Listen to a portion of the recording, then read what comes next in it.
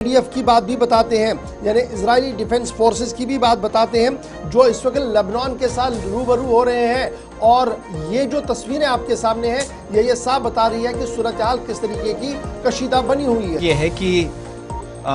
اسرائیل کی جانب سے لبنانی سرحد میں جو داخلے کی کوشش کی گئی تھی، خود IDF نے اس بات کی وضاحت کر دی ہے کہ یہ جو جوابی کاروائیاں کرنے کی کوشش تھی یا جو انفلٹریشن ہو رہی تھی وہ مکمل طور پر کامیاب نہیں ہو سکی ہے، اور 14 اسرائیلی فوجی مارے گئے ہیں،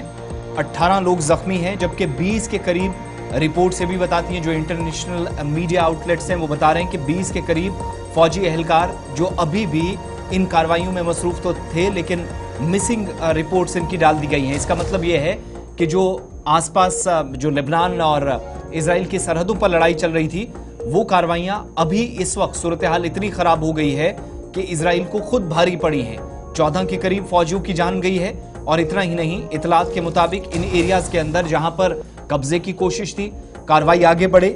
یہ مزید آگے لے جانے کی بات کہی جا رہی تھی، لیکن IDF کے مطابق یہ جو اس نے دراندازی کی کوشش کی وہ مکمل طور پر کامیاب نہیں ہو سکی، اور مسکیوم اور میت اللہ کا جو علاقہ ہے وہاں پر زبردست نقصان اسرائیل کو پہنچا ہے۔ اطلاعات یہ بھی ہیں کہ مختلف حصوں کے اندر تیاریاں مکمل کی گئی تھی کہ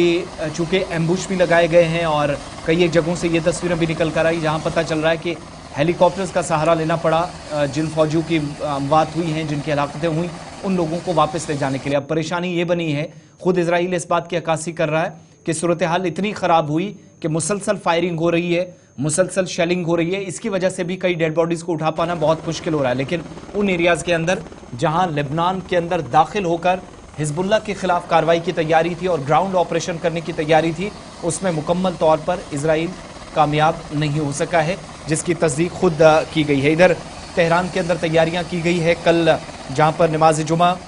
سید آیت اللہ علی خامنئی ادا کروائیں گے، اور پورے ملک کے اندر سخت سیکیورٹی کے بیچ اور سیکیورٹی الرٹ کے بیچ بیانات بھی بیک ٹو بیک آ رہے ہیں، اور جب امریکہ کی طرف سے بھی جوہری تنصیبات والا بیان آیا تو اس کے بعد اس پر بھی ریاکشنز آئے ہیں، لیکن کل ملا کر صورتحال یہ ہے کہ مشرق وسطیٰ کے اندر ابھی بھی مختلف ایریاز کے اندر یا علاقوں میں لڑائی چل رہی ہے۔ یہ کہا جائے کہ لڑائی ختم ہوئی ہے، ایسا بالکل نہیں ہے، لیکن وقفے سے کچھ ایک حصوں میں تھوڑی سی راحت ملتی ہے تو دوسرے ایریا میں صورتحال انتہائی کشیدہ ہو